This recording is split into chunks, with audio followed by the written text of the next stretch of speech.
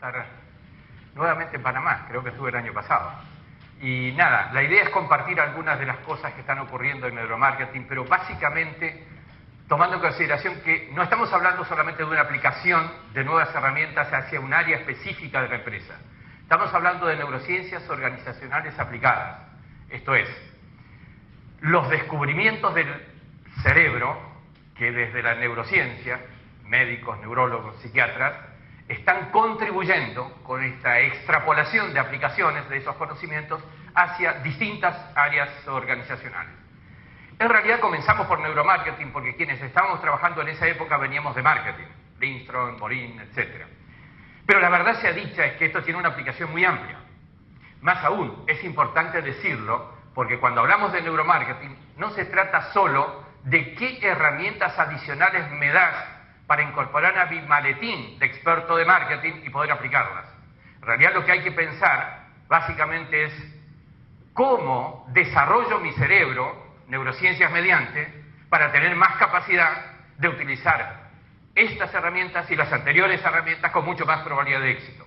Porque el éxito no deviene solamente de que en tus procesos de formación, léase escuela primaria, secundaria, universidad o incluso formaciones o capacitaciones en empresas, no deviene solo de eso que te dan, sino deviene de lo que tú haces con lo que te dan y de lo que tú haces con lo que tienes. Además, que en definitiva tiene que ver con el qué y cómo hacemos para que nuestro cerebro funcione mejor.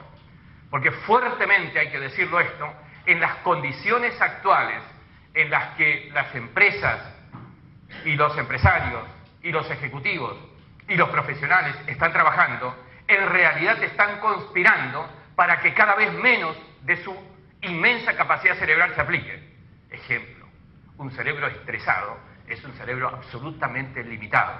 Y aquellos ejecutivos, y conozco algunos con los que estamos trabajando, que se vanaglorian de tener 5 teléfonos, 3 secretarias, interrumpiendo cada 5 minutos, justamente son los que menos de sí están poniendo para que la empresa tenga éxito. En el sentido de que están absolutamente entorpeciendo y dificultando en los procesos cerebrales que podría estar realizando si estuviera dándose otras condiciones para poder hacerlo. Por eso es que me parece importante marcar esta circunstancia de que ya no se trata más de una herramienta adicional para tu maletín. Ya se trata incluso de una plataforma diferente de cómo empezar a trabajar en otro plano y con otras metodologías y con otras características. En definitiva, es salir de aquella metodología de fórmulas, de recetas que aprendemos, memorizamos y pretendemos tener éxito por 20, 30, 40 años a partir de lo que aprendimos en la universidad, de estas fórmulas que en el momento que las aprendimos puede tener éxito. Pero miren, el conocimiento de la humanidad se duplica cada 2 años. 2 años. Y viene creciendo rápidamente. Esto quiere decir que el hijo de ustedes que tienen en la universidad hoy día va a estudiar de memoria una carrera, el librito del profesor, y esto vaya si lo sé, cada maestrito con su librito y cada profesor tomando examen si repiten de memoria su librito. Justamente cuando se reciba va a tener incorporada de memoria un montón de cosas obsoletas porque ya pasó, el conocimiento lo superó. Pero hay otro condicionamiento peor que muchas veces en las empresas lo consolidamos. El niño aprende a que para tener éxito tiene que repetir de memoria la clase y el libro, porque de esa manera tomamos exámenes. Y en las empresas repiten de memoria lo que es la impronta del gerente o el dueño de la empresa. Esto significa que tienen menor aporte que estos pequeños ordenadores que tienen mucha más memoria y la pueden repetir mucho más fielmente. El ser humano, y sobre todo el profesional, y más el profesional de marketing, está llamado a aportar cosas nuevas y diferentes. Entonces, el librito y el profesor y el entrenamiento de la empresa deben servir para generar más capacidad de aprender, con una precondición importante para poder aprender. Hay que aprender a desaprender primero. Sobre todo, quienes venimos acostumbrados por pertenecer a una generación en la que nuestros padres inmigrantes querían tener el hijo doctor, para que toda su vida gane su ingreso por el mero hecho de tener un título. 10 años, luego a revalidarlo. Y 10 años me parece mucho ya. Es decir, no puedes ejercer. Porque yo le preguntaría a ustedes, ¿quién se haría una cirugía con un cirujano que no se actualizó en los últimos 10 años? Yo personalmente no me animaría, pero bajo ningún concepto. ¿Se entiende? ¿Y por qué nuestras empresas van a permitirse el lujo de tener profesionales o gerentes que no se actualizaron en los últimos 10 años? Y la actualización de los últimos 10 años implica reconocer que hay una nueva plataforma, muy diferente a lo que fue 10 años atrás. Porque incluye el cambio de la aparición de las neurociencias, que en la década del 90, desde la medicina, aportaron, por las tecnologías que empezaron a utilizar, resonadores, tomógrafos, la posibilidad de entender cómo funciona un cerebro vivo. Hasta ese momento había que esperar que se muera para estudiarlo. Saben ustedes la historia de Einstein, cuyo cerebro hoy está repartido por muchos centros de estudios para ver cuál era el secreto de la inteligencia de Einstein. Ya no hace falta eso, porque estudiar un cerebro muerto, la verdad que no aporta demasiado a lo que significa hoy estudiar un cerebro vivo. Y desde la década del 90, miren ustedes, los Nobeles de Medicina, la mayoría, por neurociencias. Y de allí empezaron a extrapolarse, empezada ahí nomás, esta nueva década, la primera del milenio, a hacer extrapolaciones. Extrapolaciones que significaron estudiar cosas a partir de lo que habían descubierto los neurólogos. Y eso fue la aparición de las neuroaplicaciones, y particularmente el neuromarketing. Ejemplo, a mí me tocó trabajar allí por esos comienzos del milenio en Uppsala, una universidad, una escuela de negocios muy importante que está al norte de Estocolmo, en Suecia. En Uppsala nació y estudió Arvid Carlsson. Arvid Carlsson fue Nobel de Medicina en el 2000, por neurociencias, obviamente. Descubre la dopamina. Pero la dopamina no es solamente una característica de aquellos adictos que tienen determinadas tendencias compulsivas a ciertos comportamientos tratados por la medicina. La dopamina se detecta en quienes, poseedores de un coche deportivo o productos de alta gama, tienen un comportamiento, como dicen los españoles, echado para adelante. ¿Sí? El avanzador, el que no para en límites. Y eso es una categoría de compradores que tienen un comportamiento dopaminérgico. Y así vienen las cosas. El Nobel de Medicina, que esta semana que pasó, o los Nobeles de Medicina, si no recuerdo mal, fueron 3, fueron por descubrimientos de circunstancias hormonales vinculadas al funcionamiento de la salud del ser humano. ¡Qué casualidad! Hoy estamos estudiando también qué pasa con la serotonina y el comportamiento humano, qué pasa con otras características de lo que hoy se denomina endocrinología aplicada al marketing. Palabrejas difíciles. No tanto. Endocrinología es estudio del sistema hormonal del ser humano, que ya no es neuro, pero tiene que ver con comportamiento. Con lo cual, quiero decirles, se abre un abanico de posibilidades que no se limita solamente al estudio del funcionamiento neuronal. Cuando se mencionan algunas circunstancias, alguno ha visto algún paper por allí, el tema de física cuántica, no estoy diciendo nada extraño, estoy diciendo el cerebro es un campo cuántico. Y de eso se trata cuando tenemos que empezar a pensar que en realidad aquí hay otro tema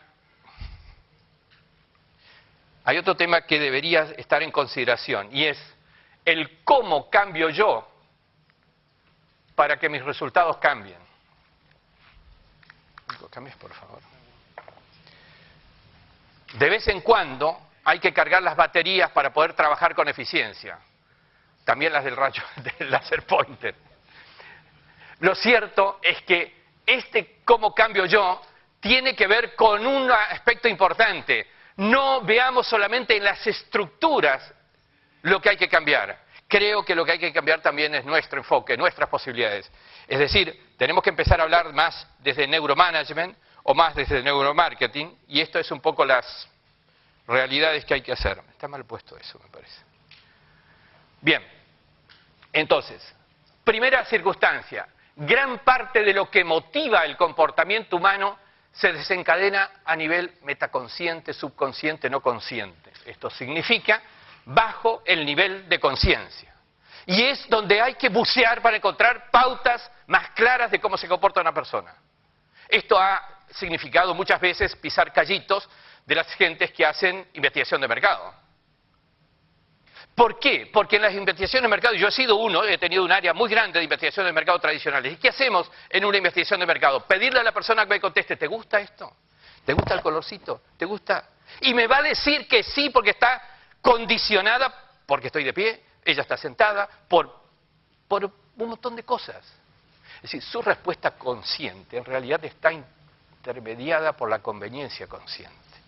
Entonces yo lo que quisiera averiguar es el que ella siente, que no me lo va a decir, porque lo que diga es intermediación consciente. Y lo que hay que investigar entonces es lo que el cuerpo en todo caso responde. Y hemos construido muchas investigaciones cualitativas y cuantitativas en base a la respuesta consciente, que no necesariamente es la respuesta que deberíamos tener. En definitiva, la idea es, desde el punto de vista comunicacional entonces, ¿hacia qué nivel estamos dirigiendo nuestras comunicaciones? Esto es decir, todos los seres humanos tenemos un funcionamiento consciente y tenemos un funcionamiento metaconsciente. A quienes se preguntan por qué digo metaconsciente y no subconsciente, les digo, no quiero meterme en la pelea de los psicólogos entre lo sub y lo no consciente, ¿sí? Metaconsciente además es un poquitito más allá del consciente, con gradaciones de más allá del consciente, ¿sí? Esto es, vamos a empezar a trabajar entonces en algunos aspectos.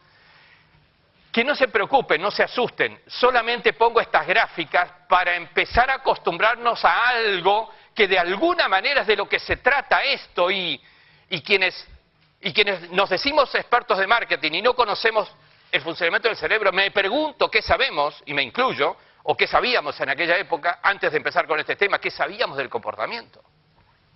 Si no sabemos que el ser humano tiene comportamientos distintos según los niveles cerebrales, es decir, el nivel animaloide, el nivel reptiliano, donde se deciden muchas cosas.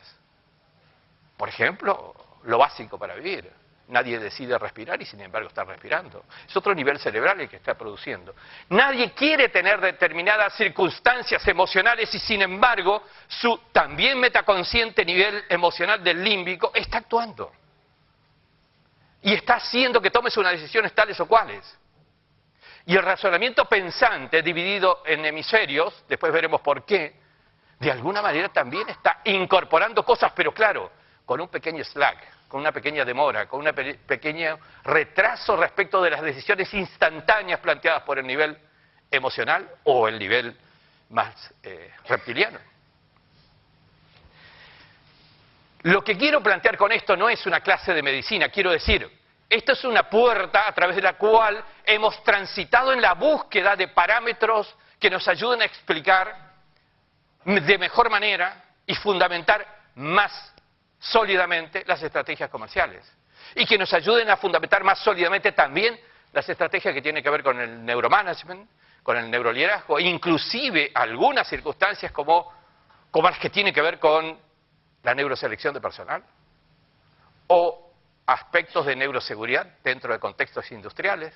Esto es un tema que de alguna manera nos ayuda también a decir fuertemente que más allá del análisis de parte a parte, reptiliano, límbico, pensante, izquierdo, derecho, el cerebro humano se explica más por un funcionamiento integrado y sinérgico. Esto quiero decir, procesos cerebrales, no meras activaciones parciales.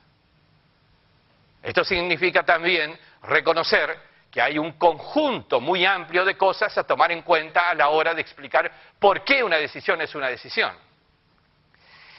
Y también es cierto, y lo voy a decir en los dos aspectos, recién mencionaba, un cerebro estresado es un cerebro limitado. Evidentemente está demostrado que un cerebro en situación de estrés, condición de la mayoría de los ejecutivos hoy día en puestos de cierto nivel y cierta dificultad, y voy a ser muy claro, de la mayoría de los políticos puestos en ciertos niveles de responsabilidad y dificultad. Esos cerebros utilizan menor cantidad de recursos insumos, factores para una misma decisión. Es decir, la decisión es más débil en cuanto a características y solidez decisional. Tiene menos posibilidades de éxito porque utilizó menos factores. Esto es lo que quiero decir en buen romance. Pero también el condicionamiento emocional implica un cerebro limitado. ¿Por qué? Porque el cerebro condicionado emocionalmente está absolutamente dirigido por la emoción. Y eso nos ocurre a todos, incluyendo a los que estamos entrenados en este tema, si es que no reaccionamos ante ese entrenamiento. Pero el bombardeo de estímulos en una misma dirección de condicionamiento emocional termina condicionándote. Y todas tus decisiones, quieras o no, estarán orientadas por ese condicionamiento. Los condicionamientos emocionales devienen de experiencias que tienen impacto emocional, cualquiera sea, pero también deviene de circunstancias hormonales, naturales, ciclos femeninos, naturales de todos los seres humanos. Por ejemplo, en la evolución del nivel serotonínico de las personas, diferente entre noche y día. Y estas son cosas que en definitiva plantean el de qué manera logro superar los condicionamientos y las limitaciones para poder utilizar todo un cerebro en este sentido.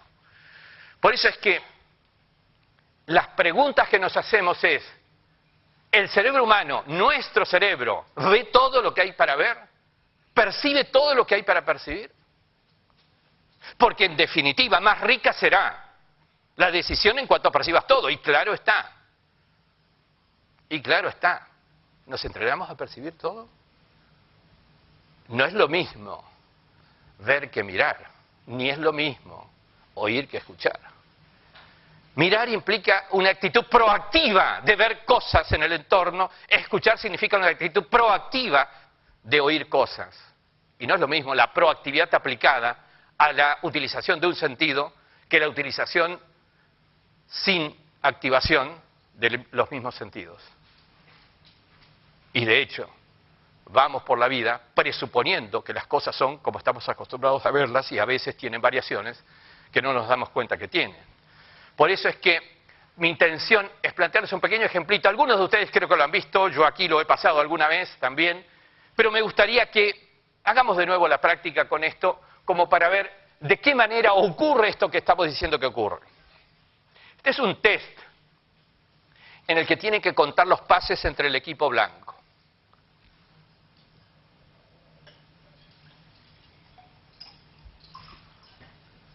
Bien, va a empezar, adelante.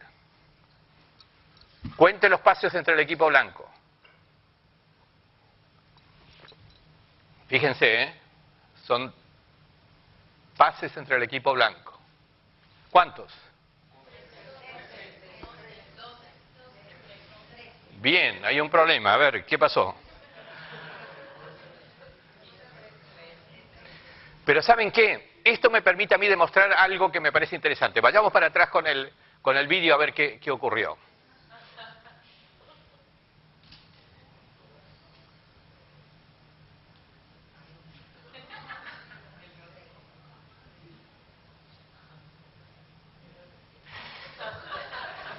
El problema es este.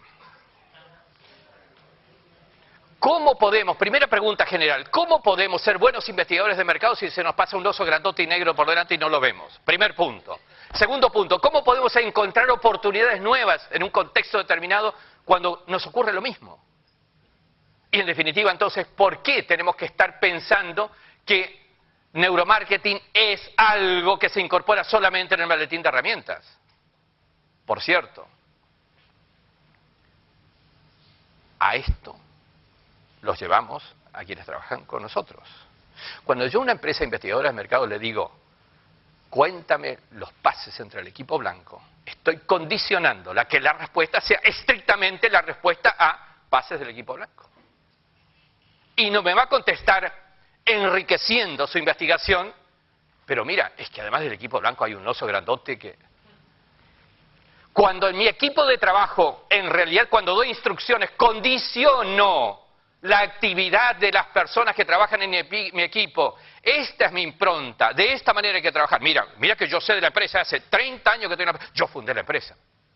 Entonces, tú tienes que trabajar así, el día comienza de esta manera, tienes que ir para esta... El café lo tomas a las 10, ¿eh? No antes ni después. ¿Qué estoy haciendo? Un robot que solo va a responder a lo que yo. Pero hoy las empresas necesitan otra cosa, no necesitan robots. Para eso están esos aparatitos, que son mejores robots, entre paréntesis. Lo que necesitamos es el aporte de lo que es un ser humano, que es un aporte diferencial, creativo, adicional. Por eso es que la pregunta es, ¿cómo generamos creatividad y agilidad en nuestros comportamientos y percepciones? ¿Y cómo desarrollamos estados de alerta atencional, inteligencia y talento? Ese es el verdadero secreto que tiene hoy neuromarketing. No es solo la herramienta de investigación del mercado que nos permite encontrar más y mejor información en el mercado, que ya es un paso importante. Pero no solo. No nos quedemos en ver cómo investigo más a mi cliente, sino cómo produzco más a ese que miras en el espejo todos los días.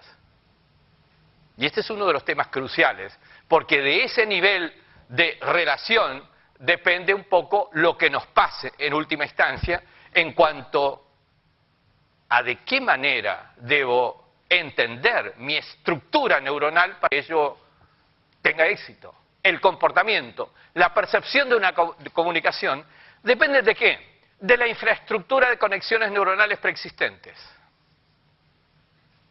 Esto es, tener en cuenta que un cerebro humano genera una cantidad infinita de conexiones.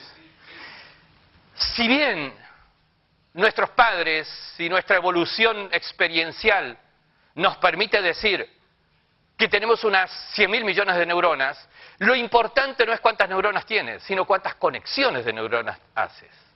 Esto es, cuánto de experiencia y aprendizaje ha hecho que tengas ramificaciones entrelazadas entre una neurona y otra.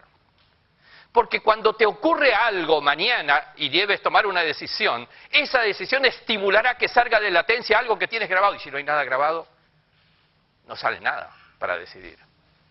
Pero además, si solamente tienes una neurona unida con la otra, y es muy limitada la opción decisional que tengas. Con lo cual, la idea es acumulación de aprendizajes, acumulación de experiencias y acumulación de entrenamientos. Con una sola gran cuestión inicial que hay que poner claramente y rápidamente sobre la mesa. No hay que esperar a tener 80 años para tener tantas experiencias, ni tantos aprendizajes.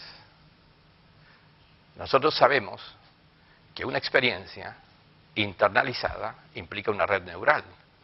Pero si sabemos percibir, esa experiencia puede ser percibida desde distintos puntos, enfoques, y puede internalizar una experiencia, varias experiencias. Con lo cual, acá la inteligencia en la generación de capacidad decisional del cerebro implica el aprender previamente a percibir. Esto es, entender sutilezas, que muchas veces de aquí se hacen, no con la pretensión de que las entiendan en el consciente, sino provocar la influencia.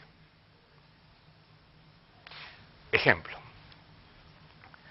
Bueno, acá hay un problema de cuadro, que ya veremos de arreglarlo, pero de cuadro del proyector, quiero decir.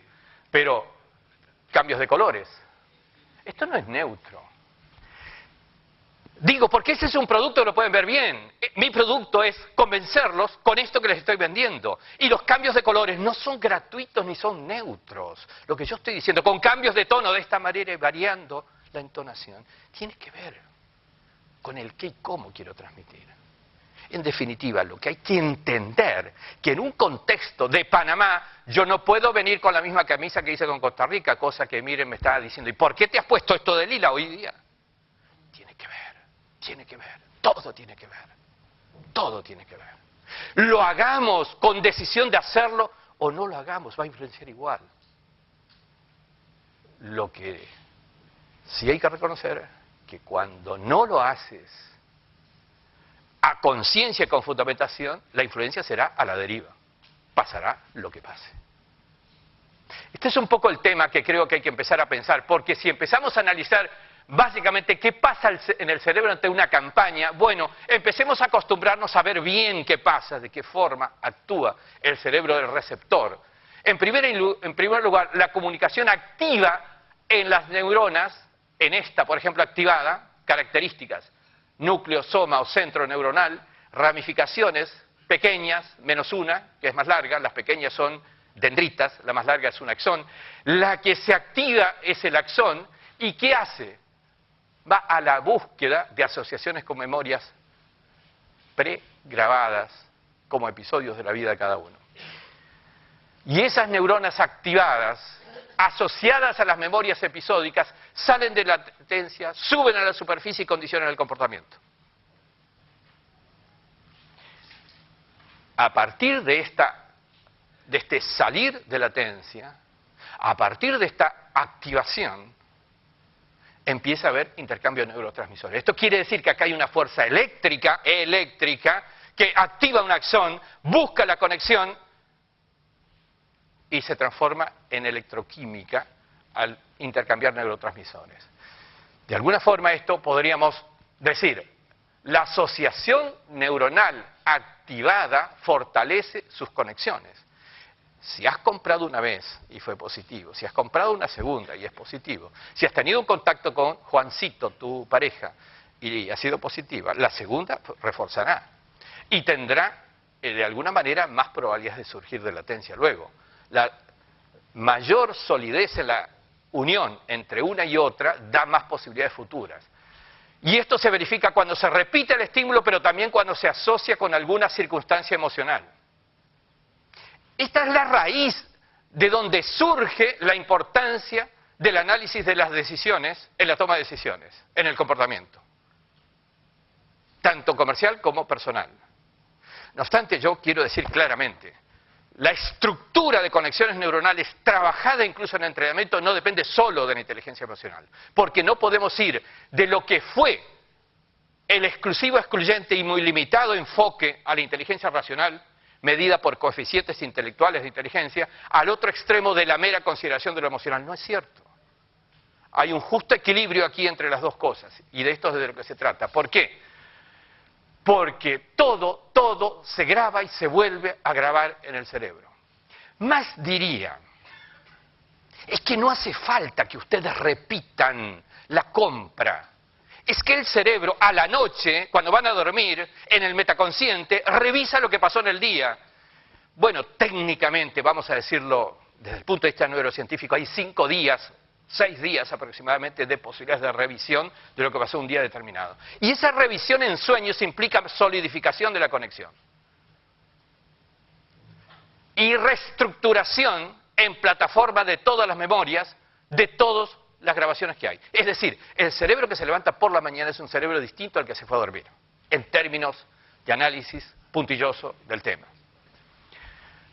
Esto, entonces, se mantiene en la memoria en el plano metaconsciente hasta que nuevamente sea estimulada. Es decir, cualquier cosa que estimule hará que surja, salga de latencia y condicione el comportamiento presente. Y cuando las grabaciones son emocionales, más fuertes, de alguna manera eso hará que surjan más fuerte todavía. Esto es importante, vuelve a la superficie e influye nuevamente en las decisiones. Esto a veces cuesta entenderlo, pero influye en decisiones que son iguales en cuanto al estímulo o que tienen por la complementariedad del estímulo algo que ver con el tema. Yo un poco para entender rápidamente siempre hago un ejemplito que me lleva a hablar con alguien. Has tenido un novio a tus 15 años. Ese novio era pelirrojo, es decir, el pelo rojo. Ese novio se portó muy mal.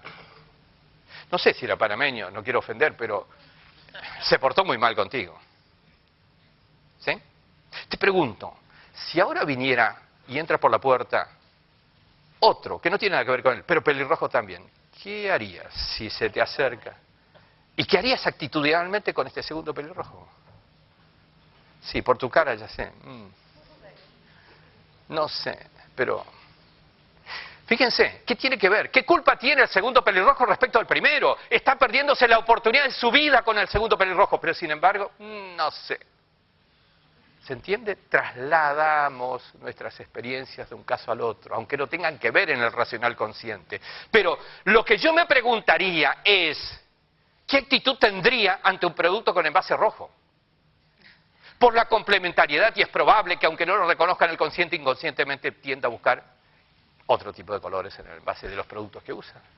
Fíjense, sale de latencia para condicionar comportamientos que tienen que ver con el mismo producto anterior, aunque no sea el mismo, pero también por los complementarios, porque a más del color es probable que no le guste, que tenga un determinado andar, que tenga un determinado perfume, que tenga un determinado lo que fuere que le recuerde al anterior que se comportó mal. ¿Por qué? Porque cada aspecto complementario le trae a la memoria el condicionamiento emocional de lo que le ocurrió con el primero.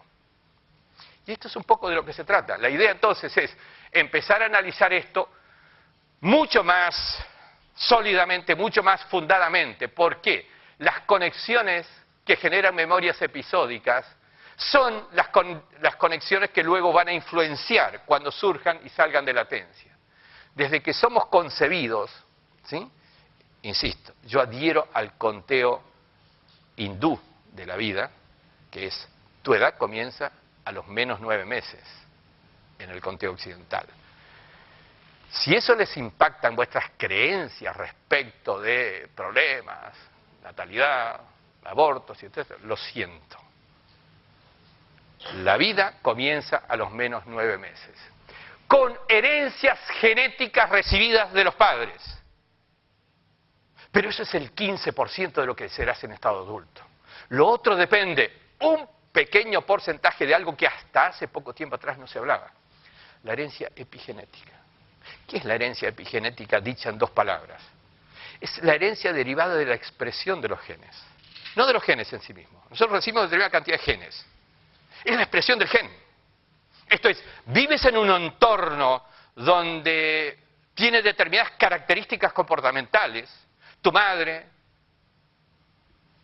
tus hermanos, tu entorno familiar más amplio, y eso altera tu expresión de genes.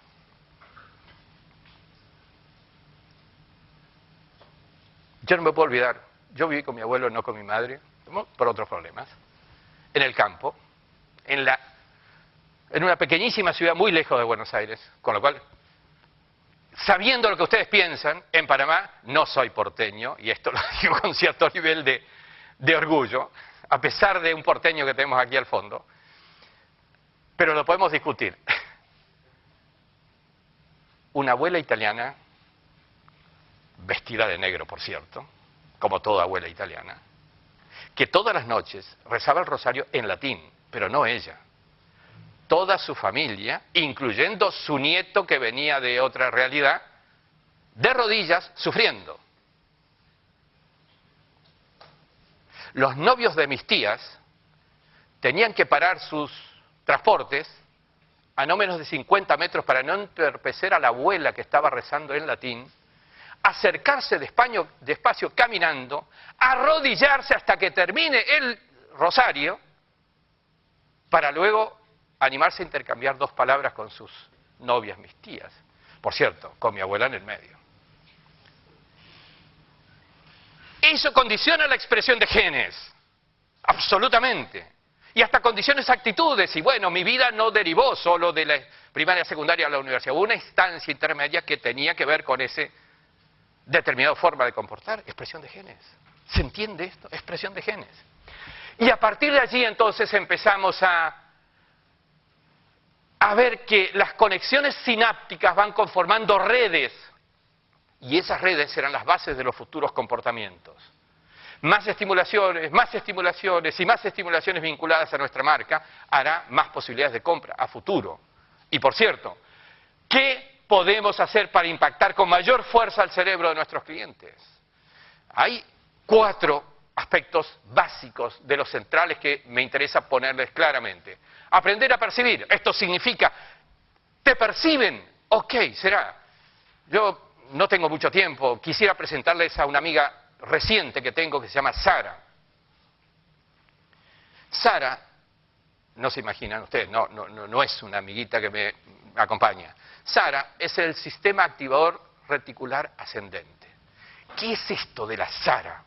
Esto significa un sistema de neuronas interconectadas que surge del tronco cerebral y se permea en todas las estructuras límbicas y pensantes del cerebro humano. Todavía no se descubrió del todo, pero lo que sí está claro es que eso te condiciona los comportamientos, porque si SARA no se activa, SARA no te permite captar tu mensaje, tu producto, tu marca, tu publicidad, tu vendedor o tu lo que sea. Con lo cual el aprendizaje a percibir ahora lo complica un poco. No es solamente aprender a entender más cosas de la misma cosa, sino también que tengas cierto nivel de activación de SARA. Y a partir de esto, resignificar experiencias. ¿La experiencia qué es? ¿Lo que te ocurre? No. La experiencia es lo que tú haces con lo que te ocurre. Porque vamos a estructurar todos nuestros comportamientos en base a lo que nos ha pasado, pero lo que nos ha pasado es neutro, es obligado, es incambiable, o podemos resignificar. Esta es un poco la idea. Por cierto, autoliderar emociones. Y no estoy diciendo controlar emociones. Lo que se controla en algún momento hace crisis por demasiada presión y explota. Es liderar la emoción, orientarla, hacerla fluir. Cualquier tipo de emoción. Y entrenamientos del cerebro en gimnasio. Esto es un tema que hoy modernamente se está haciendo y mucho. Gimnasios del cerebro. ¿Sí? Bien. Cuanto más veces y cuanto más emocionalmente se impacta con un mensaje, más y mejor recordado será. Y también, y aquí viene algo que tiene que ver con el nivel de atención, cuanto más atencionalmente concentrado se recibe un mensaje, más incidencia cerebral tiene. Hoy está demostrado que los niveles atencionales concentrados, que arriban a lo que se denomina el nivel de densidad de atención, generan cambios cerebrales por la misma densidad de atención. Y ese es un tema que lo vamos a ver un poquito más adelante, cuando incorporemos alguna otra herramienta, pero la idea es que la densidad atencional hoy está demostrado incluso en campañas comunicacionales que alteran el cerebro de quienes las perciben. Y por cierto, es una herramienta importantísima a la hora de construir más inteligencia en un cerebro. 2 o 3 reflexiones sobre de qué se trata. Las sinapsis son uniones entre neuronas, para hacer más simple la explicación. Si hay aquí en la sala un neurólogo, psiquiatra o psicólogo, por favor, admítanme la generalización y la utilización del lenguaje más simple para poder explicar más ampliamente esto. Pero las uniones entre neuronas dependen entonces de aprendizajes, experiencias y de las comunicaciones que impactan en el cerebro de los que atienden esas comunicaciones. Por cierto, la cantidad de información que recibimos diariamente o cada hora es inmensa. Y es SARA, justamente, la que tamiza las que pasan el filtro. Y este es un tema importante. A mayor variedad de experiencias, a mayor variedad de aprendizajes, mayor riqueza de ramificaciones dendríticas. Después vamos a ver cómo juega esto. Esto potencia posibilidades de éxito en la toma de decisiones. Los millones de conexiones sinápticas que dan forma al cerebro es lo que se denomina arborización dendrítica, es decir, la cantidad de ramificaciones que hay. Esto para aclarar los temas que vienen, que son de más aplicación, un poco para poner en común las bases para el entendimiento de esto. Este es un tema, no lo van a encontrar mucho en la bibliografía, porque es un tema que se está trabajando ahora en estos últimos meses, sobre el entendimiento de la dinámica de activación neuronal aplicada a los comportamientos y a las decisiones. Primera instancia, nuestra amiga la neurona, de nuevo, con sus ramificaciones dendríticas, su núcleo o soma y su axón. Nótese esta frase aquí.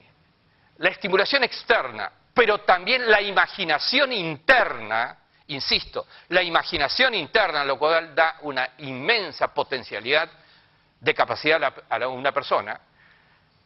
Ambas dos cosas en conjunto o no activan las neuronas y hacen que este axón, estimulado justamente por la estimulación de esta neurona, salga a la búsqueda de una conexión. Esto significa sale a la búsqueda de algo con lo que conectarse. Mientras tanto, solamente es una neurona activada y no genera comportamientos. Lo cierto es que la idea central es si puede una estrategia de comunicación orientar hacia dónde se hará la conexión, ¿sí? Y este es un tema importante, porque hasta ahora hemos trabajado, incluso siquiera en todo esto, hemos trabajado en estimulación externa. No hemos trabajado en la generación de imaginación en la persona para hacer de esto un factor de éxito en la conexión. Entonces, avanzando un poco en estas circunstancias. ¿Cómo podemos producir efecto? Y acá planteamos algo que me parece importante que lo digamos fuerte. Una decisión será exitosa, no solo por la estimulación externa, también por la imaginación interna coherente con la estimulación externa, porque muchas veces, y esto se ve frecuentemente en política, yo he sido invitado a trabajar mucho en neuromarketing político en algunos países, pero el problema está en que la estimulación externa, tu campaña publicitaria, a veces es, vamos a decirlo, no coincidente. Diría que muchas veces contradictoria con la imaginación interna que se está generando. Pero además ni siquiera funciona solo con estas dos variables, sino que también funciona en la medida que tengas un entramado dendrítico receptor suficientemente estimulado, con asociaciones vinculadas a tu producto, marca, servicio o cualquiera sea la cosa que estás publicitando. Esto es, no es solo dependiente de tu estrategia actual de comunicaciones, ni siquiera depende de tu estrategia actual de hacer imaginar en tus públicos o segmentos de clientes o de receptores, de hacer imaginar cosas coherentes con lo que quieres estimular. Depende también de qué has hecho hasta hoy en materia de estimulaciones, donde si esta acción está estimulada y está buscando una conexión, cuanto más ramificaciones dendríticas asociadas con tu producto hay en esta estructura receptora, más posibilidades de que esta acción se conecte con algo vinculado a tu producto. Es el caso del novio de ella de los 15 años. Cuanto más factores, pelo rojo, su perfume, etcétera, etcétera, etcétera, estén asociados negativamente en este caso en su estructura dendrítica receptora, más posibilidades de que un segundo pelirrojo no tenga chances. Más probable que un producto con envase rojo sea rechazado. ¿Se entiende esto? Visto por lo negativo. A partir de esto, entonces, el campo de actuación de las acciones comunicacionales tiene que ver con la estimulación externa, con la generación de imaginación interna. La imaginación juega en un cerebro humano lo mismo que la experiencia real y directa. Y juega también con la generación de un entramado dendrítico adecuado. Es decir, están estos dos circulitos, estas dos formas, esta media luna y este óvalo. Dentro de esto está el secreto del éxito en cuanto a acción comunicacional y en cuanto a acción de marketing en general. Sigamos un pelín más en esto. Yo le pediría, si hay alguien de técnica por ahí, sin parar, puede bajarme el proyector, que yo no sé cómo se hace, para que no quede estas partes demasiado superpuestas con el límite de la pantalla. En el desarrollo de una estrategia de neurocomunicaciones, esto significa reconocer que incentivar la mayor cantidad posible de entramado dendrítico vinculado a nuestra marca o producto tendrá que ver con el éxito de esa campaña. En definitiva, estimulación directa externa, estimulación interna, y esto implica trabajar sobre esto, potenciar la percepción del comprador. No, es que vas a... Yo diría que... No, y bajarlo directamente. Es que lo que yo no quería era... ahí está perfecto. El problema es cómo eliminan eso ahora. Ahí está, listo, listo. Dejémoslo ahí. No tocar, que ahí está bien.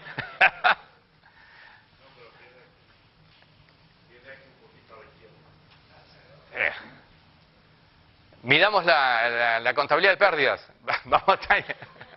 Bien, potenciar percepción, captar y concentrar atención. Es decir, el impacto inmediato, importante, grande, pero superficial y no perdurable, se pasa, se pierde. Como toda memoria demasiado débil, Sara hace que desaparezca. Y desarrollar imaginación. ¿Cuántas campañas, por ejemplo, políticas, no se han ganado por haber desarrollado imaginación y nada de planes de acción racionales y concretos? ¿Cuántos? ¿Puedo decirlo o no puedo decirlo? Ganar una elección con un pajarito es difícil. Es difícil. Pero cierto que tienen que ver con el desarrollo de imaginación y con algunas otras cosas, que las vamos a ver ya. En primera instancia, entonces, en este campo hay que trabajar en la estimulación publicitaria, locales comerciales, producto, asociación emocional, porque a mayor cantidad de opciones de conexión vinculadas a nuestro producto hay mayor probabilidad de ser elegidos. Esta es un poco la idea. Ahora, también en esto hay que decirlo, con menores ramificaciones dendríticas, el receptor tiene menos albedrío decisional, está más restringido. Esto es, la cantidad de ramificaciones receptoras deja mayor incidencia a lo emocional. A menor cultura y desarrollo de conocimientos y capacidades, menos estructura receptora y consecuentemente más dependencia de lo emocional. Por eso se gana la elección con un pajarito. Y por eso en otros países, y para no ser demasiado, tal vez, enfático con un solo ejemplo, por eso en otros países en el Cono Sur se gana con la foto de alguien que murió hace 30, 40 años. Y con otro que murió hace 2, entre paréntesis. Con todo el respeto. Pero esto hay que explicarlo en ambientes como estos donde todos están trabajando en este tema, hay que ser muy analíticos, aunque duelan en algunos casos. Pero la idea es que esto hace un poco la explicación de por qué unas decisiones son las que son.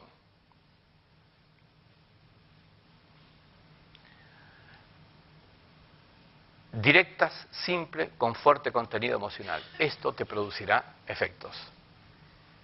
Y hay que ver los contextos poblacionales en los cuales quieres afectar, incidir o condicionar. Porque no es el producto que ofreces por la vista, por el olfato, por la voz, no es tu acción de ventas, no es la acción publicitaria. Lo que va a hacer que tu cliente decida. Lo que hace que tu cliente decida es lo que esto en todo caso activa aquí, que son los recuerdos anteriores. Esto significa experiencias previas, porque hoy está neurológicamente demostrado que lo que ocurre con tu spot hoy, que lo que ocurre con tu producto hoy, lo que ocurre con tu vendedor hoy, hace que en tu cliente se renueven, refresquen, salgan de latencia estructuras episódicas grabadas previamente. Y si que alguien está entendiendo que lo que yo digo, que al estímulo de hoy responde la historia que viviste hasta ayer, es eso lo que estoy diciendo. Porque hoy está neurológicamente demostrado que es esto lo que ocurre en definitiva.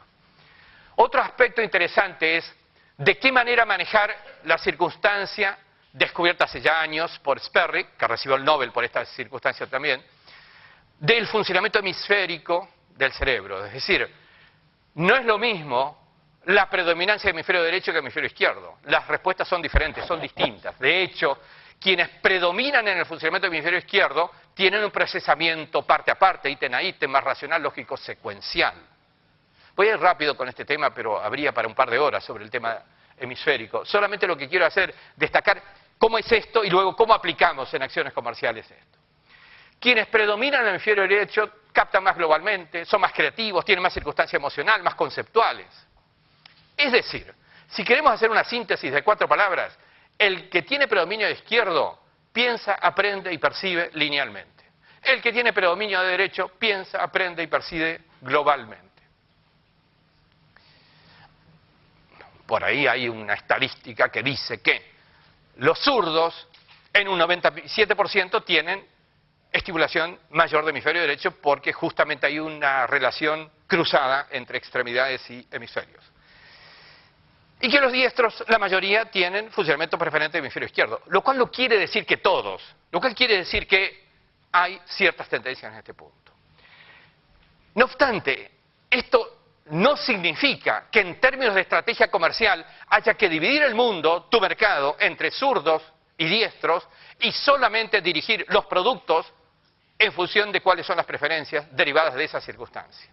El secreto de neuromarketing es de qué manera, ante preferencias comunicacionales de un hemisferio u de otro, yo supero esa preferencia de origen y puedo venderle con estrategias comerciales del hemisferio izquierdo a quien tiene preferencia del hemisferio derecho y viceversa. ¿Se entiende? Porque este es el secreto, no limitarnos en cuanto al mercado. Entonces, primera cuestión, hay que entender que el que maneja más el racional izquierdo en esta gráfica ve eses. El que tiene que ver con hemisferios más de derechos intuitivos, aquí ve una L. ¿Se entiende la diferencia? El de hemisferio derecho ve el conjunto, el de hemisferio izquierdo ve partecitas de ese conjunto. Entonces, si yo me planteo en un ejemplo de muchos que hay para esto, una estrategia comunicacional para superar la diferencia hemisférica que tengo en el mercado, si utilizo técnicas de comunicación más visuales, palabras que descripciones, si utilizo mapas, gráficas, aunque tenga preferencia de izquierdo, voy a activarle más el hemisferio derecho. Si no tengo la posibilidad de mostrarle nada, y a veces hasta complementariamente con lo que le muestro, si quiero activar el hemisferio derecho, y bueno, en la comunicación hay que usar metáforas, ejemplos, referencias visuales. ¿Y por qué quiero trasladar de quienes piensan con el hemisferio izquierdo al hemisferio derecho? Porque en muchos casos, la mayoría de los casos, el problema de las empresas es que no tienen el mejor precio de mercado. Y creen que solamente con la estrategia de precios más conveniente del mercado pueden tener éxito, y esto no es así. En definitiva, si yo estimulo más el hemisferio derecho, haré que las decisiones sean más metaconscientes y más emocionales. Liderando un equipo, un grupo de trabajo, que es lo mismo, es vender un proyecto, una decisión, una idea en una empresa. ¿Qué me conviene? Darle la orden taxativa, racional, descriptiva de lo que quiero que haga o de lo que es el proyecto. Tomada de este lado, con el hemisferio izquierdo será, bueno, ¿y este qué se la cree? ¿Me conviene? ¿No me conviene? ¿Cuánto me paga para esto? Pero si yo vengo de este lado y le digo, de una forma más estimulante el hemisferio derecho, va al hemisferio derecho, el hemisferio derecho dice, se me ocurre esto. Lo toma como propio, es creativo, por eso lo recibe el mismo proyecto, transmitido con la técnica adecuada, lo está recibiendo el hemisferio derecho, con lo cual lo está asumiendo como propio. ¿Y qué es mejor? Para que un equipo funcione, que reciba una orden y actúe ante la orden, o que crea y esté convencido que él es parte del proyecto, y con lo cual es su creatividad, su decisión también seguir ese proyecto. Esta es un poco la idea de por qué. Yo digo, está bien que veamos neuromarketing primero, pero esto inmediatamente te lleva a neuromanagement. ¿Cómo conduces un equipo? Porque al principio dijimos, neuromarketing no es solamente la herramienta nueva, es cómo cambias tú, cerebrito de marketing, para tener más capacidad para manejar la herramienta. Pero ahora digo, ¿cómo cambia tu cerebro para saber conducir tus equipos? Para poder manejar adecuadamente esto. Entonces, los mensajes comunicacionales, cuando destacan aspectos emocionales, capitalizan las diferencias entre hemisferios. Es decir, cuando se logra impactar, impresionar al derecho, se evita que la actitud racional y crítica del izquierdo pase a primer plano.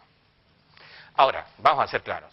Si ustedes tienen el mejor precio de Panamá sobre el producto, olvídense de todo esto. Vayan y ofrezcan y punto.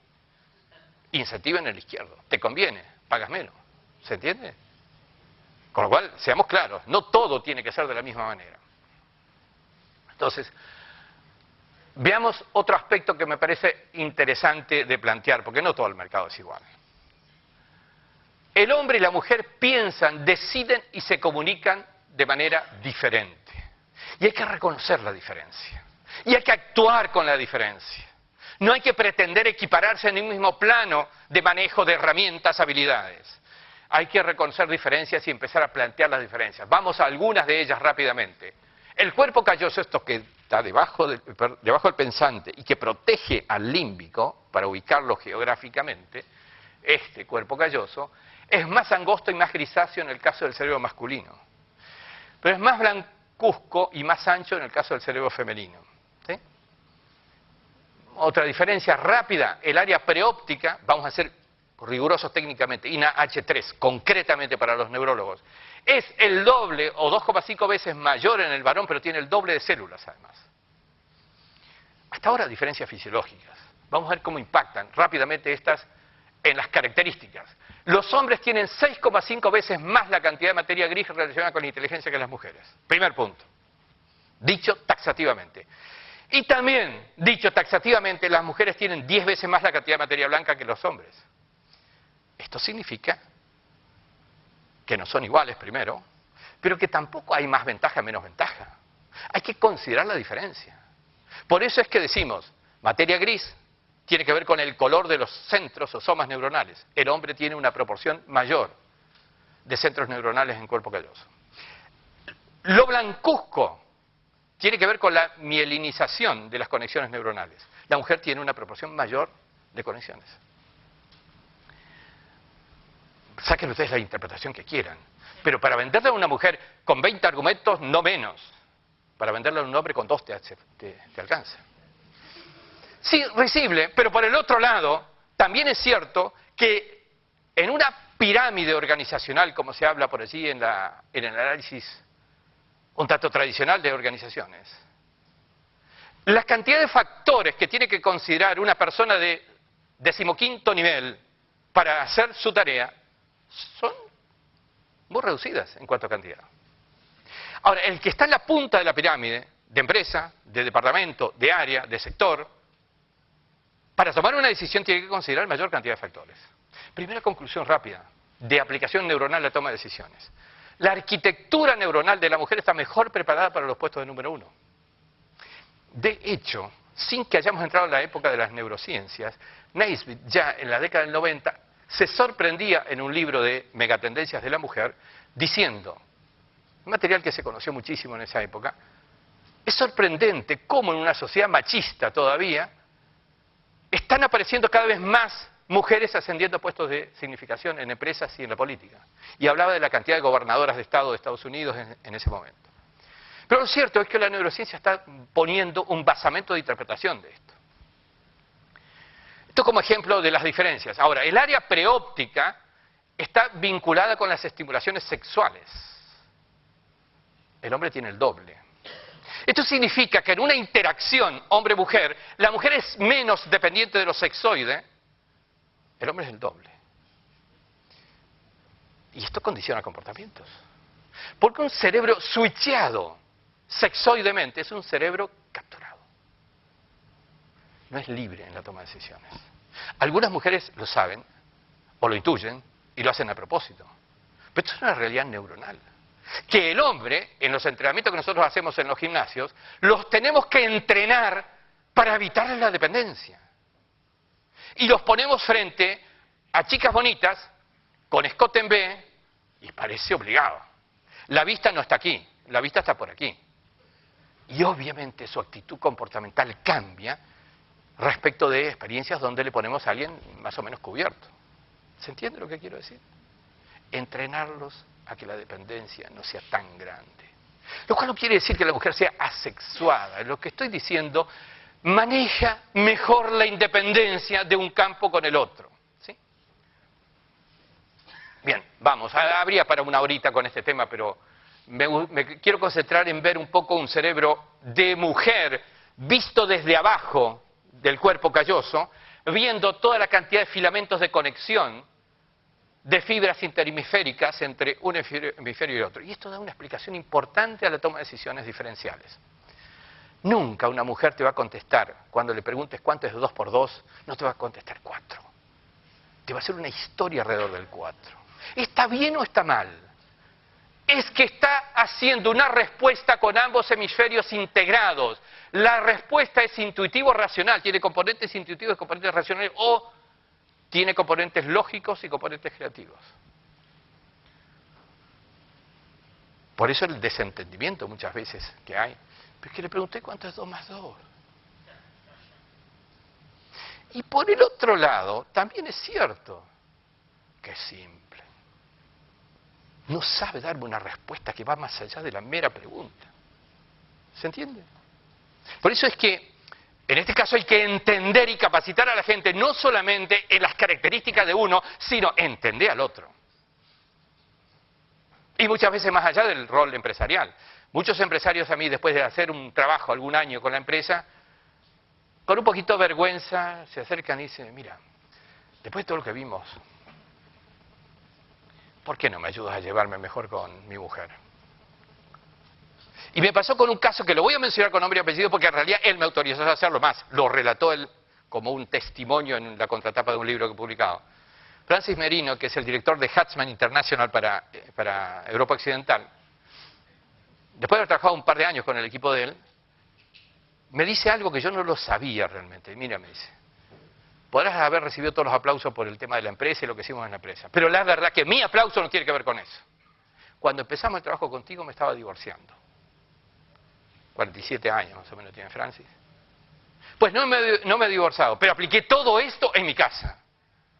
Y yo evalúo tu éxito no por lo que hiciste en la empresa, que está todo bien, pero hoy no pienso divorciarme, no pensamos divorciarnos y creo que tenemos solidificado una relación con mucha proyección. En definitiva, la idea es que es una cuestión de relación entre humanos. Algunos terminan en la venta de un producto, esa relación, y otros siguen. Pero en definitiva tiene que ver con el mismo circuito. Entonces, tener en cuenta que las características del cerebro que recibe la comunicación para lograr el mejor impacto. La idea es que si esas características no las tomamos en cuenta, no va a haber mucho resultado. Expresiones calificadoras, otra diferencia entre el ser humano femenino y masculino. Si ustedes observan el área de Broca, es decir, un área de la corteza frontal izquierda, cuando se estimula el cerebro con palabras calificadoras positivas o negativas, bueno, malo, regular, peor, más, menos, el área de Broca del cerebro femenino se activa más. Es decir, ese cerebro está respondiendo condicionadamente por esa mayor estimulación, diferente a la del hombre, que lo ven en este caso. Entonces, no es gratuita la estimulación. Yo no digo que sea ni buena ni mala, digo, alerta, tengan en cuenta que un mismo mensaje activa más a un segmento poblacional femenino que a un segmento poblacional masculino. A partir de esto, refrescar un poco. La capacidad de memorizar información emocional de la mujer es mucho mayor que la de los hombres. Y tienen mayor capacidad de recordar listas, asociar el nombre con personas, etc. Eso hay que tenerlo en cuenta. A veces por las relaciones interpersonales también. Hay una mayor articulación en la intensidad emocional en las mujeres y esto tiene que ver con el hecho de que en la mujer se activan los marcadores somáticos emocionales mucho más fuertemente que en el hombre. Es decir, el recuerdo de su pelirrojo es mucho más intenso y más perdurable que el recuerdo de la pelirroja que te trató mal. ¿Se entiende? Haciendo parangón con el ejemplo. Si la emoción es negativa, obviamente, también es probable un rechazo de una propuesta, si está asociada negativamente. En comunicación, vamos a ir un poquito más rápido. Ay, Dios, se me va. El hipocampo, un órgano que tiene que ver que es importantísimo, del cerebro límbico, tiene mayor tamaño en las mujeres que en los hombres. Y el hipocampo es un órgano que registra información nueva, la retiene y luego la emite hacia los sistemas sensoriales de la corteza. Por eso es que la mujer tiene mayor facilidad para expresar emociones, ¿sí? Mayor facilidad para recordar emociones. ¿Sí? Pero voy a decir algo concretamente que son descubrimientos recientes, cuidado. El hipocampo es un órgano que activado genera neurogénesis, ¿sí? Nacimientos neuronales, y esto es importante. Renovación cerebral. Lo vamos a ver en un momentito.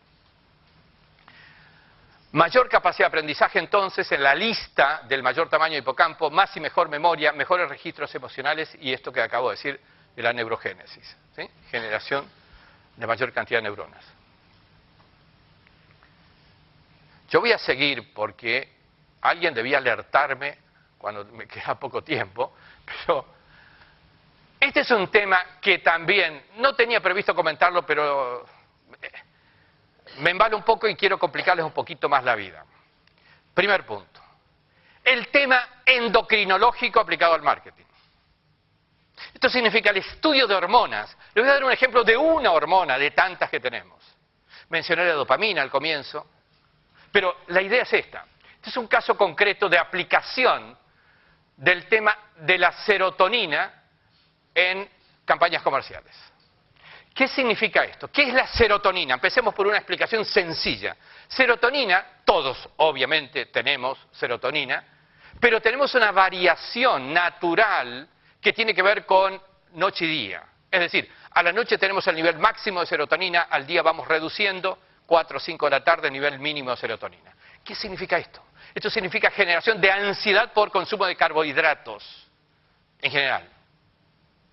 Pero también, con nivel bajo de serotonina, me río porque yo estuve ayer en esa situación, llego de Costa Rica, me metieron en un ómnibus para ir a ver el canal, venir acá, 5 minutos, pedí un club sándwich y no alcancé a comerlo y me llevaron a una radio. Estaba con un nivel de serotonina de órdago, con una bronca que me caía. ¿Por qué? Porque la serotonina en el nivel bajo significa mal humor. Mal humor, mal humor, mal humor. Volví, comí algo, me eché a dormir a las 6 de la tarde, 7 de la tarde. Este es un tema. Y algo sé del tema, y fíjense que no es fácilmente, diría, imposible controlarlo en esas situaciones.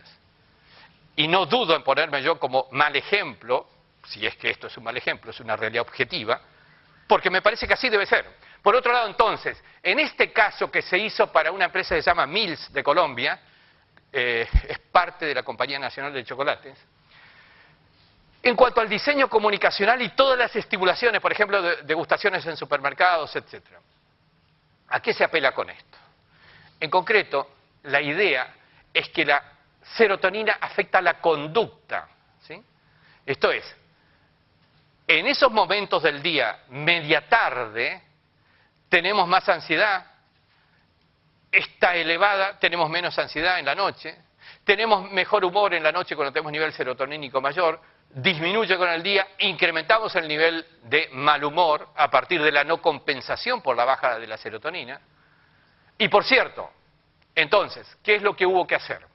Primera instancia, toda la campaña comunicacional de Mills en ese proceso se hacía entre las 3 y las 5 de la tarde. Eso, intervinimos la agencia de comunicación.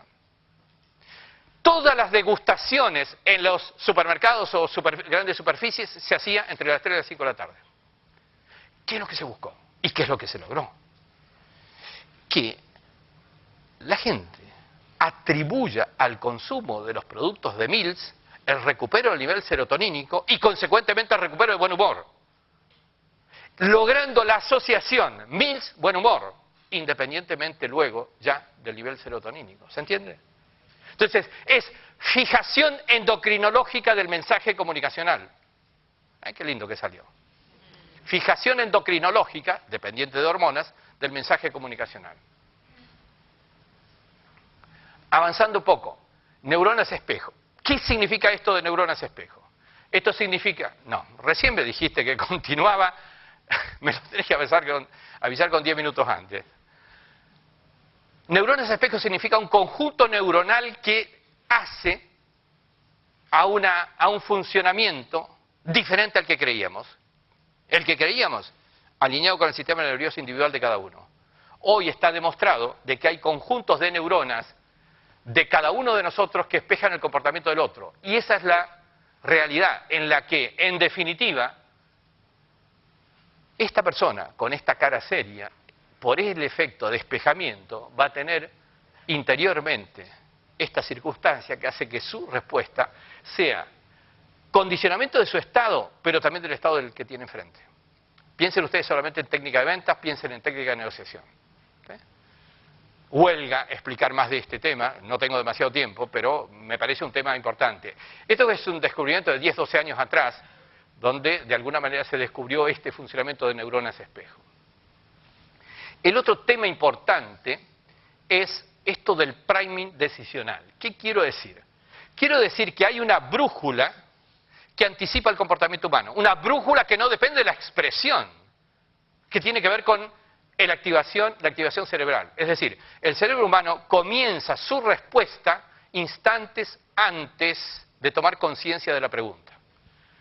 En definitiva, esto pasa por el hecho de que la estimulación a nivel metaconsciente hace que empiece a rememorar resultados de experiencias previas asociadas. Es decir, metaconscientemente empieza a tener actitudes similares a las que tuvo cuando esa experiencia fue grabada originalmente.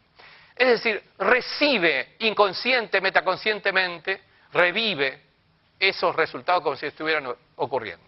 Rápidamente un pequeño mensajito. Pocas veces la decisión es consciente aunque parezca, pero tampoco es racional aunque lo parezca. ¿Sí? Fíjense esta entrevista que hizo Punset en la 2 de Televisión Española a Dylan Haynes sobre su investigación sobre este tema específicamente. No, ya está. No, perdón. Yo el volumen lo tengo. ¿Somos libres cuando decidimos? ¿Qué margen tiene el libre albedrío ahora que la neurociencia comienza a desvelar el librado desde el inconsciente? Ya hay máquinas para ver cómo decide el cerebro, y los primeros resultados muestran que antes de entrar en la conciencia, muchas decisiones están tomadas por complejas redes cerebrales. Desde Berlín, John Dylan Haynes nos habla hoy en redes de sus experimentos para descifrar la actividad cerebral que se esconde detrás de nuestros estados mentales. Realizamos un experimento con un escáner cerebral en el que las personas debían tomar decisiones muy sencillas. Podían decidir si pulsaban un botón a la izquierda u otro a la derecha. En este caso sientes que eres totalmente libre de elegir de hacer una cosa u otra. No hay nada que te obligue a elegir una opción o la otra. Registramos la actividad cerebral de las personas y descubrimos que podíamos predecir su decisión. Si iban a pulsar el botón de la izquierda o de la derecha 7 segundos antes de que lo hubieran tomado. No 7 segundos antes de que pulsaran el botón, sino 7 segundos antes, incluso de que pensaran que habían decidido cuál iban a escoger. La decisión se puede dividir en dos. Hay dos aspectos que forman una decisión. Por un lado, el proceso cerebral. Algo que ocurre en el cerebro y que te lleva a elegir una cosa u otra. Y por el otro, que conscientemente sabes qué quieres hacer. Ahora tomo una decisión. Pero parece que antes de eso se produce un procesamiento inconsciente en el cerebro. En el cerebro sucede algo que prepara tu decisión, que te conduce hasta ella e influye en la manera en la que tu mente consciente... Muy neurocientífica sobre el tema, pero lo que quiero decirles es lo siguiente. Vamos a tener que negociar. A mí me dan 5 minutos. El break es de 15. ¿Lo reducimos a 10 y hacemos 10? ¿O mantenemos el break de 15? La audiencia, tú, no. ¿Seguimos un poquito? ¿Sí? Bien. Con lo cual, lo siento, Jaime, sigo. Bien, entonces, un tema que me parece importante reconocer: los humanos no deciden racionalmente, sino que racionalizan sus decisiones. Hay un proceso racional posterior que convalida una decisión que ya la tomaron no racionalmente. Esto en términos generales. Depende mucho de las tipologías de decisiones, pero siempre hay un surgir de por lo menos una tendencia decisional de origen en el metaconsciente. Con lo cual, la estrategia comunicacional debe comprender esta realidad, que es el surgir más metaconsciente y la tendencia a racionalizar decisiones más que a ser racionales. voy entonces al tema de percepción. Esto es la puerta de entrada de la información hacia el cerebro. Me refiero a la vista, me refiero al gusto, me refiero al tacto, me refiero al oído, que va al tálamo y ahí a las cortezas sensoriales. El cuarto sentido es interesante tomarlo en cuenta por separado. ¿Por qué? Porque el cuarto sentido, es decir, el olfato, tiene otro derrotero interior en el cerebro. Esto significa, va del bulbo olfatorio al hipocampo y ahí produce una respuesta condicionada, siempre en el plano metaconsciente. Es decir, con el aroma vas a conquistar más rápidamente y más eficientemente al metaconsciente. ¿Por qué? Porque el aire que entra por la cavidad nasal, bulbo olfatorio mediante, va al hipocampo, y ahí se produce una clasificación automática. Si está asociado con un olor agradable, te produce la aparición de resultados emocionales vinculados con experiencias agradables. Si no lo es, te produce un rechazo. En lo que fuere, en una comida, en una relación, en una circunstancia de un local comercial, en donde fuere. Y muchos tenemos, yo tengo algunos, me he analizado, yo tengo rechazo por determinados aromas, que me impiden comer determinadas comidas cuando tienen ese aroma. Todavía no he descubierto en qué momento de mi historia se grabó una circunstancia negativa vinculada con ese aroma. Pero la idea es que todos tenemos estas circunstancias y esto es un funcionamiento metaconsciente que te genera una memoria o una activación de memorias condicionando. Por cierto, recordamos el 5% de lo que vemos, 2% de lo que oímos, 1% de lo que palpamos, 15% de lo que gustamos, pero 35% de lo que olemos. Y este es un tema importante. Por eso es que decimos, el aroma vende finalmente. Y por cierto también, ¿puede la estrategia comunicacional estimular el olfato cuando la pasemos por televisión, cuando la pasemos por vía pública? ¿Podemos estimular el olfato? Yo diría, no digamos que no tan rápido, porque la verdad sea dicha es que la señal olfativa es diferente y más impactante que una visual, auditiva o táctil, y esto no podemos dejarlo pasar. Por eso es que hay que apelar a algo que lo dijimos demasiado rápidamente al comienzo. La imaginación actúa igual que la experiencia concreta. Esto significa que si tú pones esto, por ejemplo, o esto, estás haciendo imaginación mediante, ante la vista, una estimulación olfativa. Y viene a cuento esto también para hacer una aclaración. Podemos hablar de comunicación auditiva, visual, táctil, gustativa, olfativa, pero esto no equivale a decir que sea exclusivamente, aisladamente, una de otra. El impacto visual puede significar una experiencia olfativa, grabada en sectores olfativos del cerebro, o viceversa. Es decir, hay estimulación cruzada, esto es lo que quiero decir. Con lo cual, entonces, empecemos a trabajar más un concepto en el sentido de que no sentimos lo que queremos sentir o percibir, sino que lo que el cerebro decide sentir. Por eso es importante el trabajo en entrenamiento cerebral. Porque de lo contrario vas a ir a una deriva que dependerá de estructuras que te condicionan. El cerebro decide en base a los neurocircuitos que se activan. Y esa activación es función de estimulaciones neurosensoriales. Y en este sentido no hay fórmula totalmente racional y lógica, excepto que hagamos una actuación sobre nuestras memorias para rectificarlas. Entonces, necesitamos un cambio de enfoque. La clave para generar impacto comunicacional no está en analizar lo que dicen los clientes, sino que la clave está en indagar las causas que subyacen en la conducta, que no son las que ellos manifiestan. Y esto implica estudiar mecanismos cerebrales que explican esto de que el 95% de las decisiones se generan por debajo del nivel de conciencia, que es donde aparece verdaderamente el origen de una decisión.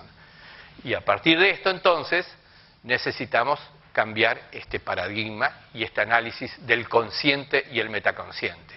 Las investigaciones de neuromarketing permiten descubrir estímulos que tienen capacidad de llamar atención y que desencadenan ciertas activaciones.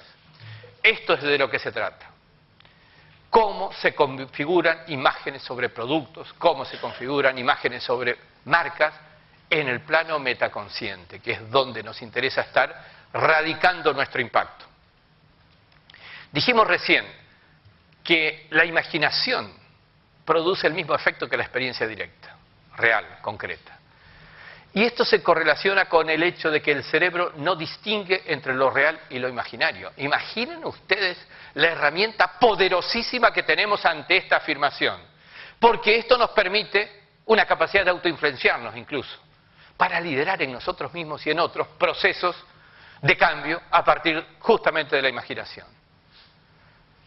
Para los incrédulos, comparemos cerebralmente esto que son resonancias de cerebros percibiendo algo con esto que son resonancias de cerebros imaginando ese algo. Las diferencias prácticamente son nulas.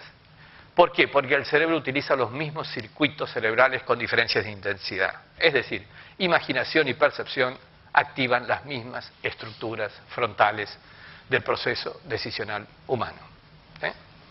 Esto válido para acción comercial, válido para procesos de autoentrenamiento también. Voy aportando algunos elementos adicionales entonces. La imaginación es capacidad para crear. La imaginación en el cerebro genera, de alguna manera, marcas, productos, antes que en la realidad. Y esto es una inmensa habilidad para dar forma a una estrategia de lo que queremos lograr o materializar en el futuro. ¿Puede nuestra comunicación generar esa imaginación en los clientes? Independientemente incluso de las características reales físicas del producto. Fíjense esto. Esto fue una campaña que ustedes conocen, la marca incluso que hizo esta campaña. Pero lo que yo me pregunto es si no es cierto que ustedes mismos no han concentrado la observación allí. Por lo impactante que es, por la característica. Esto significa lograr retención de atención. Esto significa lograr más concentración atencional en ese elemento. Y recordemos, concentración de atención, mejor grabación. Concentración de atención, impacto en el hemisferio derecho. Concentración de atención, modificaciones neuronales del que observa. Puesto en un ejemplo. Pero esto se aplica a todas las circunstancias que impliquen densidad atencional en la persona. El cerebro cambia cuando logramos que concentre atención y logre ese nivel de densidad atencional. Porque el poder está justamente en el foco y la densidad. Porque es esto, el foco y la densidad, lo que modifica los patrones de circuitería cerebral. Y esto está demostrado porque el inventor inventa porque se pasa días concentrado en lo que quiere descubrir.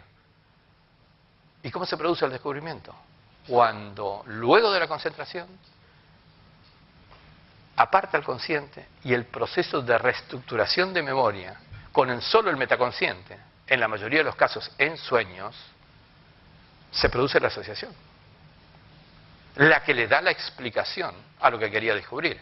Muchas veces sin soporte racional, pero sí con exacta realidad en lo que está descubriendo. Pensamientos y decisiones surgen a partir de actividad cerebral. La actividad cerebral se genera a partir de estímulos de focalización y densidad. A partir de esto, entonces, hay una realidad que es el último temita un poquito complejo que quiero dejarles planteado. Existe un nexo entre neurociencia y física cuántica, es decir, entre cerebro y física cuántica. ¿Por qué? Porque esta densidad de atención genera en el cerebro un campo cuántico. Esto es, ustedes recuerdan, solo la formulita básica, no los quiero, porque ya estamos cerquita del café. Solo la formulita de la primaria secundaria. Lo observado cambia por el mero hecho de ser observado. Esto es la ley del efecto seno cuántico. Y si ustedes observan más algo, eso que están observando con concentración focalizada, está alterando esto. ¿Sí? Guste o no, eso es lo que tiene que ver con los procesos en los cuales estamos hoy día trabajando.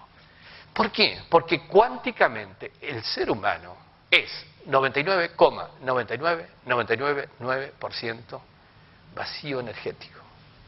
Entonces no es cierto que somos sólidos. Subatómicamente somos 0,00001% de materia. Y si el pensamiento es energía, algo que tiene fuerza, el sentimiento orienta la energía.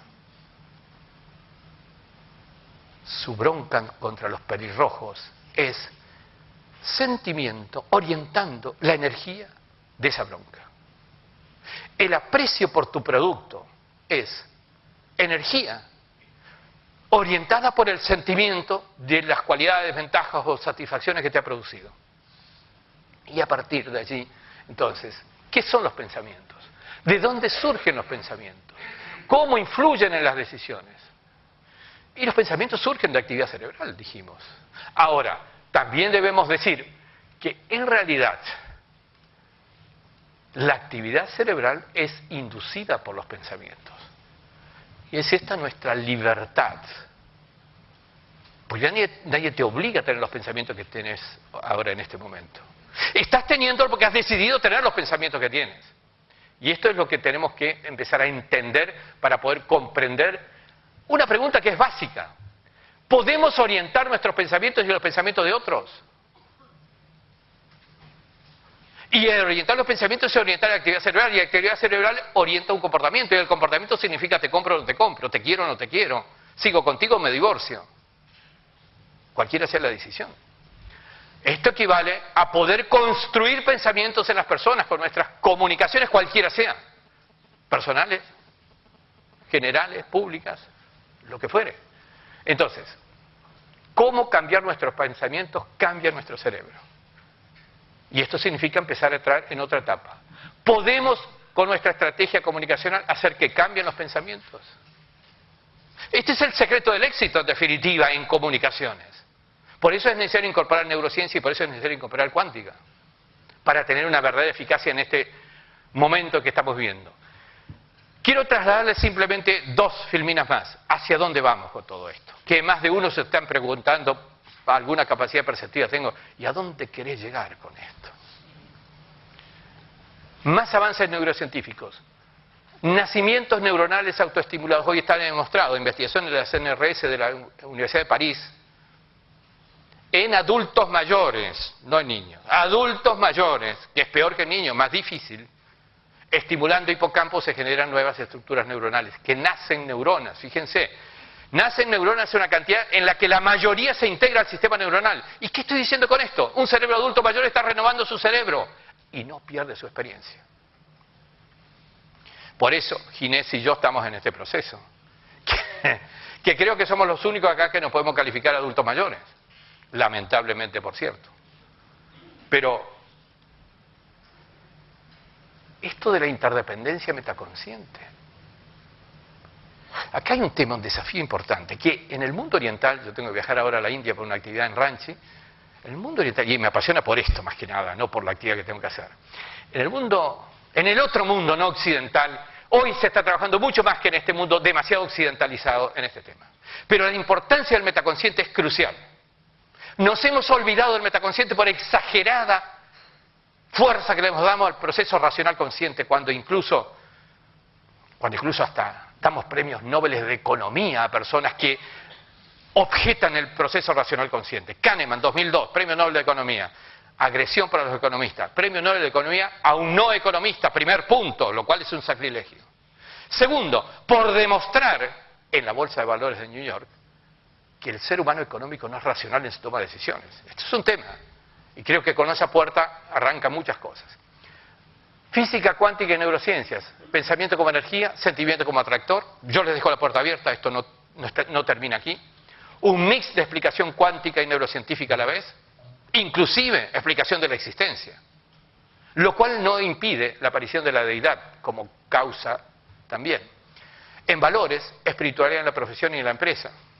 Espiritualidad no es confesión religiosa, te quiero decir. A mí me tocó trabajar este tema en el contexto de la Medellín pre-Uribe. Y en Panamá se sabe lo que es esto. No hace falta que diga más. ¿Sí? Conferencista que no es un hombre público, me recibe un capitán del ejército armado. En ese contexto, espiritualidad significa orientación en valores, alineamiento, en cosas que están más allá de la empresa y la profesión. Y eso le da más efectividad y resultados en su labor en la empresa y la profesión. Y a partir de esto, entonces, ¿cómo lo hacemos? Y voy cerrando con esta, por lo menos, intento de responder. procesos de regeneración y nacimientos neuronales que replantean la vigencia activa de la adultez mayor. Pero esto no es poca cosa, y no es defender a mi gremio, que pasé los 35. Y los que se ríen, dije algo importante con pasé los 35. A los 35 el cerebro humano está en su etapa de madurez. A partir de los 35 empieza el proceso, serás lo que has hecho con tu cerebro. Ya la naturaleza no te ayuda. ¿Sí? Reinterpretación cuántica de la humanidad y la existencia, lo cual no invalida la deidad.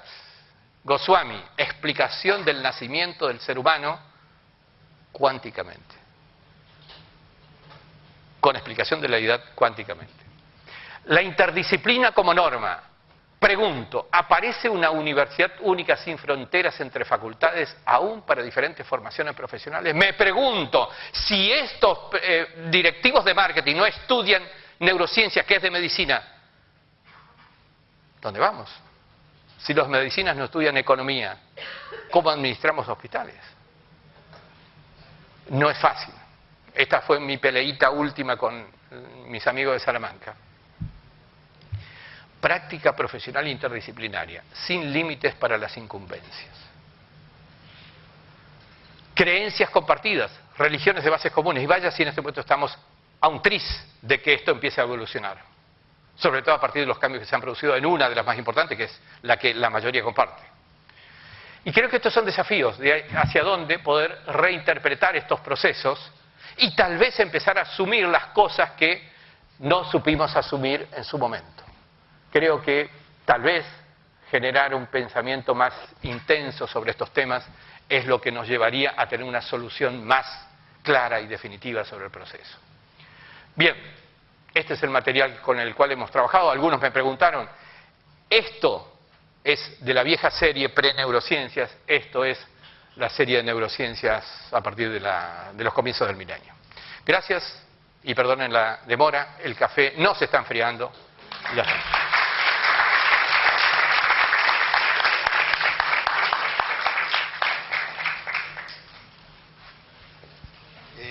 Muchas gracias.